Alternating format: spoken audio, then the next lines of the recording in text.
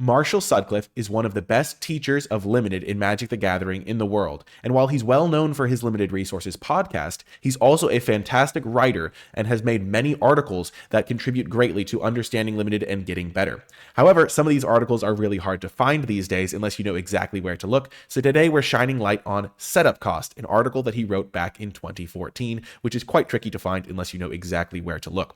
Now, we're going to be diving in and going through the article and also making sure to clarify things or bring things into a modern context because they design sets a little bit differently than they did back in 2014, but we're going to be making sure that everyone can benefit from this timeless wisdom. So he's got this little intro that we will skip through, but we'll get right into it. Today, I have a new tool for us to explore. I've been thinking about this one for a while, mainly because it filled a card evaluation gap that had bothered me for a long time. I'm calling our new tool Setup Cost. I asked around about what to name it and got a lot of great suggestions. Neediness, dependence, high or low maintenance, and many others were suggested. In the end, my friend Brian David Marshall, proto historian, really hit a chord with Setup Cost. Incidentally, his knack for naming things is why I asked him first. It's a setup. Let's get into what Setup Cost is and how it can help us evaluate cards. Setup Cost answers the question, what does this card ask of me? What kind of extra effort am I going to have to put forth in order to make this into a great card? I intend on using it in a simple, direct way. Either a card has a high setup cost or a low setup cost. It's almost like a flag or an indicator on a given card. I find that tools that are easy to implement will be used more often, thereby making them more effective in the long run. Now, in real honesty, it is more granular than that. There are cards that are in between levels of setup cost, but it is true that when you give someone a really simple tool, they are going to be using it more effectively. But just keep that in mind that as you get better at using it, you'll be able to be more granular with it. Some cards are inherently easy to work with. You cast them, they do what they say, they are going to do what they are going to do, and you are pleased. Other cards are more finicky. They want certain conditions to be met before living up to their full potential. Maybe they want to be targeted by a spell you control, as is the case with the heroic ability. That's the set that was current when he wrote this article. Perhaps they need a certain number of tribal creatures on the battlefield to be good, as was the case in Lorwyn block. Now, today they call it kindred instead of tribal, so just in case you're wondering. It could be as simple as needing cards in a graveyard to be able to cast a spell, like most graveyard recursion spells, and some creatures too. It's an important distinction to make when looking at cards in a bigger picture. Sometimes a card is just good. It doesn't need help. It doesn't require anything of you other than the mana to cast it. This card has a low setup cost. Some examples from recent sets. Low setup cost, a 4 mana 4/3. It's 2 red for a 4/3 vanilla creature. Vanilla just means it has no other abilities. Chorus of the Tides, 3 and a blue for a 3/2 flyer, and then it has heroic. When you cast a spell that targets it, you get to scry one. So basically 4 mana for a 3/2 flyer. Nessian Asp, 5 mana for a 4/5 reach, and then it has this monstrous ability to get bigger. And then Nessian Courser, 3 mana for a 3/3 vanilla creature. So they ask very little of you. They're just stats pretty much on attached to creatures. So pretty straightforward cards. All of these cards know their role and simply ask that you cast them to meet that goal. Borderland Minotaur and Nessian Courser, so the 2 vanilla creatures, are solid creatures for the mana and ask little of you. This has value, as we'll see further down the page a bit, but this doesn't mean they are necessarily better than a high setup cost card, but it's a notable attribute nonetheless. Now, these days, 4 mana for a 4/3 or 3 mana for a 3/3 with no other benefits would be a little bit below par in Limited, but back then, these were just like totally solid stat lines that you would just play in your deck. Like 3 mana 3/3 was just like a rock solid card. That was like just a card that was solid. So just keep that in mind when he is talking about these things. Similarly, with a 4 mana 3/2 flyer, that was just like a solid stat line. 5 mana 4/5 reach with this ability would just be like a reasonable card to play. And so even as sets have gotten more powerful, just keep in mind that in the context, these were all just solid cards. Especially sometimes it might be jarring to think, okay, a 4 mana 4/3, you would just play that card. And yeah, you could just play that card sometimes. 3 mana 3/3, you could just play things like that. Things get more interesting with Chorus of the Tides. Any card with Heroic on it looks like a high setup cost card. As we'll discover in a bit, many of them are. So Heroic is this thing where it has to be targeted, and the reason that looks like a setup cost is because you think, oh, if I have this Heroic card, I have to have ways to trigger it. But as he's explaining, Chorus of the Tides mainly gets by on being a 4 mana 3/2 flyer. But Chorus of the Tides is a low setup cost card because you just care about the stats. Why? Because even if you never cast anything that targets it, it's still good. Good would not be true these days, but back then. It still packs its lunch in the morning and shows up to put in a good day of work regardless of what we do after we cast it. Same with Nessian Asp. Even if you never pay for the monstrosity ability on it, the card still performs. Even though these cards have tangible upside, they still fit the role of a low setup cost card. Let's journey to the other end of the spectrum.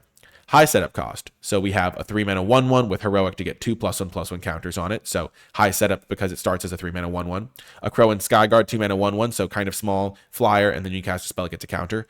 Aspect of the Hydra, so it's a green combat trick, but it only gives +X/+X, where X is your devotion to green. So you need to have high devotion to green. And then Thunderous Might, which buffs your creature where the amount is equal to your devotion to red. So it buffs a little because it provides devotion itself, but you kind of want to have devotion, and it's generally not a good card.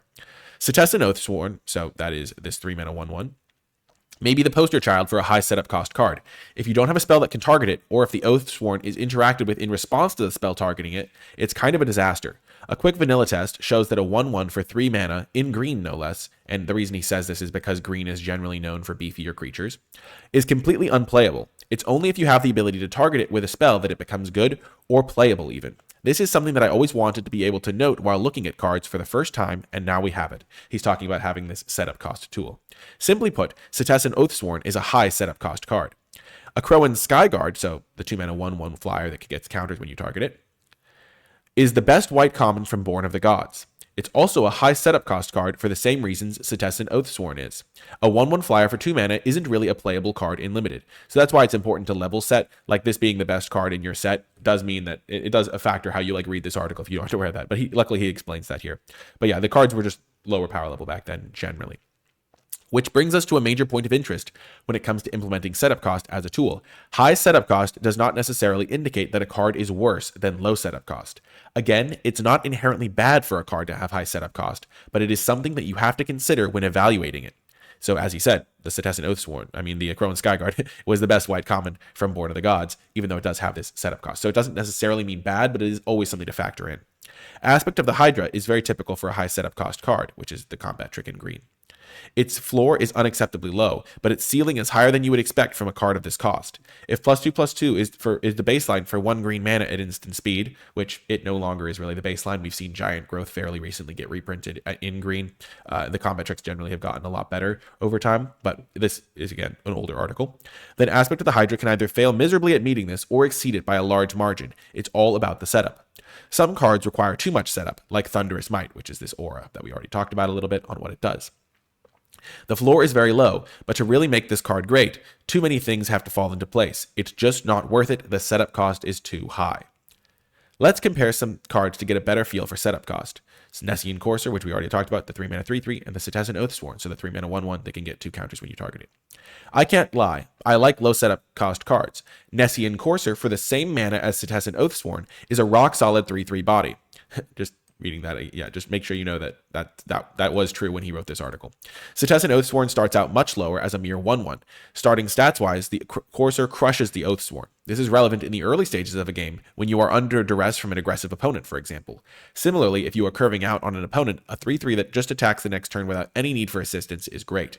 After it's on the battlefield, however, the Oathsworn has the chance to shine. If you have a spell that can target it, of course, at which point it merely catches up with the Courser. Still, this can mess with combat and strike fear in your opponent's heart. As the game goes longer, the Oathsworn gets better. More draw steps means more opportunities to draw that combat trick and keep the Oathsworn relevant on the battlefield. So having a higher setup cost doesn't make it bad, it just makes it pickier. Another comparison. A Crow and Skyguard, so we already talked about it, and then Wingsteed Rider, so the 3-mana 2/2 flyer, Heroic gets a counter. So you pay an extra white mana here, but you turn it into a 2/2 flyer instead of a 1/1 flyer. We've already established that a Crow and Skyguard is a high setup cost card, but what about its bigger cousin, Wingsteed Rider? I consider the Rider a low setup cost card. So this card low setup cost, this card high setup cost, and the reason being is that this card can operate independently, and this card needs help to be good, because a 2-mana 1/1 is not really a card you'd play independently, and a 3-mana 2/2 you would play independently, at least in this era of Magic. I would play a 2/2 with flying for 3 mana in an aggressive deck quite happily. Adding Heroic only takes it from playable to fantastic. Again, this shows that having high setup cost doesn't mean it's bad. It just means that you have to take it into consideration when picking it. Imagine first picking in a Crow and Skyguard, so this guy on the left. Every pick you make after that has to consider the Skyguard in it. If given the choice between a Heroic enabler or not, you will be leaning towards the enabler. So you'll prioritize combat tricks more highly when you already have a combat trick card that cares about you having those, like a Heroic card. Now imagine first picking a Chorus of the Tides, which is this 4-mana 3/2 in blue that we already looked at here, the 4-mana 3/2 flyer with the Heroic Scry ability. One of the great things about low setup cost cards is that they give you more flexibility during the draft. Maybe you find yourself in the Theros pack facing a pick between Nimbus Naiad and Voyage's End. So this is a card that can target your creature and be like an aura mode, and this is like a bounce spell. So the reason he says in the Theros pack is because this was back when they would do different packs in the same draft. So you would draft like a Theros pack, you would draft a Born of the Gods pack, a Journey into Nyx pack, that sort of thing. So Nimbus Naiad has a bestow ability, so you can use it to target your creature, and Voyage's End is just like a 2-mana bounce spell that scries one. So Theros was actually the first time Scry came out, so that's just a bonus fun fact for you. And that's how long ago this article was written, which is kind of wild. But yeah, if your deck is more on the chorus of the Tides plan, you can happily take the Voyage's End, if your creature interaction is what your deck needs. But if you are all in on the Akroan Skyguard plan, you may just need to take the Naiad. Nimbus Naiad is a great card, but the flexibility to be able to choose which one you need for your deck is nice to have, and is granted by cards that are less demanding than others.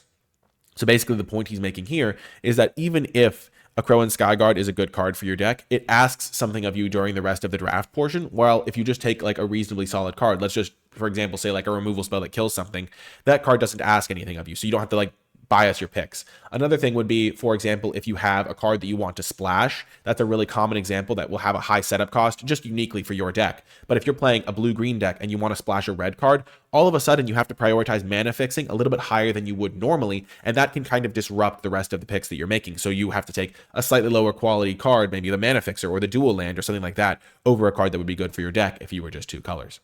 But yeah, the flexibility to be able to choose which one you need for your deck is nice to have, and is granted by cards that are less demanding than others. On the flip side of that equation, there are some decks that are all high setup cost cards, and this can be very good. Think of a tribal deck from formats of the past. If you have one card in your whole deck that cares about how many of its ilk are on the table, you are going to be disappointed by its performance. But if every card in your deck is of the same tribe, and they all care about having that tribe on the battlefield, your deck is going to be insane. So a lot of the times these cards can work well together, because if you have 5 Akroan Skyguards in your deck or similar type effects, then all of a sudden the cards that you want for your deck are cards that, like, you can take the card way higher than other people and you'll be pretty happy to have it because the heroic enablers are so good for your deck. Or the example he's using is if you have like a card that cares about having like all elves in it, if you just like take all the elves you see, like they get better together because they're all synergized with other elves type deal. But yeah, when going over a new card or reviewing a new set, I plan on using setup cost as a way to differentiate cards being evaluated. I think it will prove a useful flag to put on cards in order to get that much deeper into the evaluation of the card.